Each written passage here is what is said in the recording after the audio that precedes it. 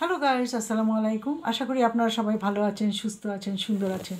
আমি আবার আপনাদের মাঝে উপস্থিত হয়েছি একটা নতুন গল্প করার জন্য। যদি কথাগুলো ভালো লেগে থাকে সাবস্ক্রাইব করে বেল বাটন টিপে দিন, বেশি বেশি শেয়ার করুন। নিজের প্রতি সদয় হন। নিজের প্রতি দয়া ও সহানুভূতি রাখলে মানসিক শান্তি বজায় থাকে। শিক্ষা কখনো শেষ হয় না। সারা জীবন শিক্ষার প্রক্রিয়া চালিয়ে যাওয়া উচিত। সময়কে মনে রাখুন, কোন সময় কোন মানুষ কীরকম আচরণ করেছে এটা খুব দরকারি। আজকাল কেউ তার ব্যক্তিত্বের প্রশংসা করে না। যার টাকা আছে তাকেই মানুষ ব্যক্তিত্ববান বলে স্বীকৃতি দেয়। মানুষের জীবনে যার টাকা আছে তাকেই মানুষ ব্যক্তিত্ববান বলে স্বীকৃতি দেয়, আর ব্যক্তিত্ব যার আছে তাকে টাকা না থাকলে কেউ স্বীকৃতি দেয় না। সময়কে মনে রাখেন, কখন কে কী আচরণ করেছে সেদিকে খেয়াল রাখবেন না, সেটা ভুলে যান। সেটা যদি মনে ধরে রাখেন তাহলে কষ্টই পাবেন, সুখ পাবেন না, শান্তি পাবেন না। শিক্ষা মানুষের জীবনে শেষ হয় না। শিক্ষার কোনো শেষ নাই। যত বয়স হোক না কেন, শিক্ষা মানুষকে নতুনভাবে নতুন রূপে ধরা দেয়। আর যদি বুদ্ধিমান লোক হন, সেই অল্পতেই শিক্ষা পেয়ে যান। সাফল্যের মতো ব্যর্থতা এক একজনের কাছে এক এক রকমের হয়ে থাকে।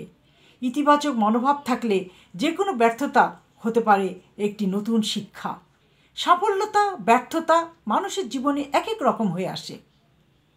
যদি ইতিবাচক হন তাহলে এক একটা ব্যর্থতা হতে পারে একটি নতুন শিক্ষা।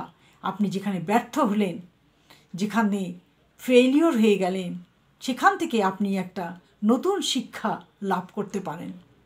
আর এই শিক্ষা লাভটাই হবে আপনার জীবনের পাথেয়। কাজেই হেরে গেছি, হেরে যাব, হেরে যেতে পারি বলে জীবনে কোনো কথা থাকতে পারে না। পরিশ্রম করুন, পরিশ্রমের মাধ্যমে জীবনের সফলতা আনুন। তাহলেই যদি আপনি আপনার জীবনটাকে নতুন রূপে নতুনভাবে উপভোগ করতে পারেন। বয়স হয়ে গেলে মানুষ চলতে ফিরতে পারে না, তখন একটু শান্তি চায়, একটু আশ্রয় চায়। এই শান্তিটা কোথায় পাবেন? যদি আপনি আপনার সময়ের মতন সময়ে কাজ সময়ে না করেন, তাহলে আপনি বৃদ্ধ বয়সে কষ্টই পাবেন। মনে রাখবেন, ছেলেমেয়েরা, আপনি 10টা ছেলেমেয়েকে মানুষ করতে পারবেন, কিন্তু একটা ছেলেমেয়ে আপনার ভরণ পোষণ করতে পারবে না। এটা সবসময় মাথায় রাখবেন। ছেলেমেয়েরা বৃদ্ধ হয়ে গেলে বাবা মাকে ঠিক সেভাবে ভালোবাসে না। সবার কথা বলছি না, কিছু কিছু ছেলেমেয়ে, ওই কিছু কিছুর জন্যই আমাদের জীবনটা, আমাদের সমাজটা একদম ছোট হয়ে যায়। কত ঘরে দেখলাম বৃদ্ধ বাবা মাকে টেনে হেসড়ে বৃদ্ধাশ্রমে রেখে আসছে, কারণ তাদের সংসারে ছেলে মেয়েকেই চালাতে পারে না। আর এই বৃদ্ধ বাবা মাকে তারা কিভাবে বহন করবে, সেই জন্য তারা তাদের বাবা মাকে বৃদ্ধাশ্রমে রেখে আসে। যে শিক্ষা আবার নতুন করে নতুন স্বপ্ন নিয়ে শুরু করার অনুপ্রেরণা দেয়, যে কষ্ট একদিন আপনাকে জীবনের সবচেয়ে বড় শিক্ষাটা শেখাবে, কখনো কখনো বড় কষ্টটাই আমাদের জীবনে সবচেয়ে বড় শক্তি হয়ে উঠবে। যে শিক্ষা আবার নতুন স্বপ্ন নিয়ে শুরু করে, ফেলিওর হওয়ার পরে কিছুদিন পর কিন্তু আবার একটা শিক্ষা আপনার জীবনে নতুন অনুপ্রেরণা যোগায়, সেটাকে ধরুন।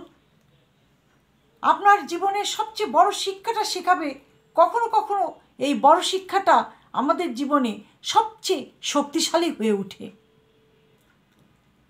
অবহেলা না করে, অলসতা না করে কর্মে সাফল্য আনার চেষ্টা করুন। ব্যর্থতাকে দূরে ঠেলে দিন। সাফল্যই আপনার জীবনের চরম মূল্য দিবে। ব্যর্থতা, আপনি যদি হেরে যেতে বসেন তাহলে আপনি ব্যর্থ হয়ে গেলেন। আপনাকে আর উপরে ওঠার সিঁড়ি ধরতে পারবেন না। তাই বলছি, জীবনে চলার পথে ছন্দ পথে সব সময় সফলতা নিন। প্রত্যেকটা জীবনে প্রত্যেকটা পদক্ষেপে আমাদের সময় আমাদের শিক্ষা দেয়, ব্যর্থতা শিক্ষা দেয়, সাফল্যতা শিক্ষা দেয়, সব কিছুতে অনুপ্রেরণা দেয়। আপনি আপনার পথটাকে সচ্ছল রাখুন, সহজভাবে চলুন। আজ এই পর্যন্ত। ভালো থাকেন, সুস্থ থাকেন। আল্লাহ হাফেজ।